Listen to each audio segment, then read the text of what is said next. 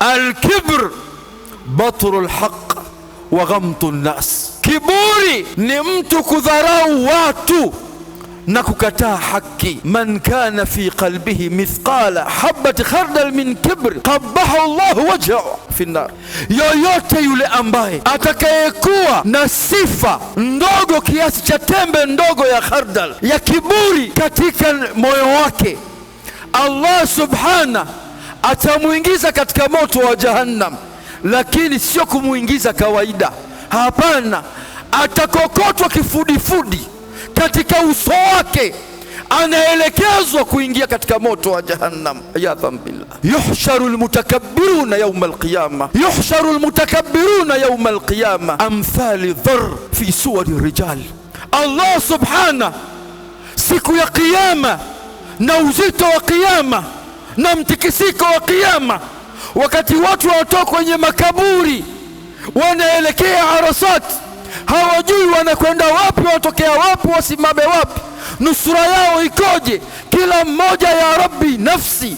Lakini wale wenye sifa za kiburi katika ulimwengu huu, Mtume anasema wanafufuliwa siku hiyo ya kiyama mfano wa chembe ndogo sana, sio kwa maumbile yao ya ulimwengu, lakini fi suwari rijal, sura mwanadamu kama mwanadamu alivyo, lakini udogo wake ni kama punje ndogo ya khardal.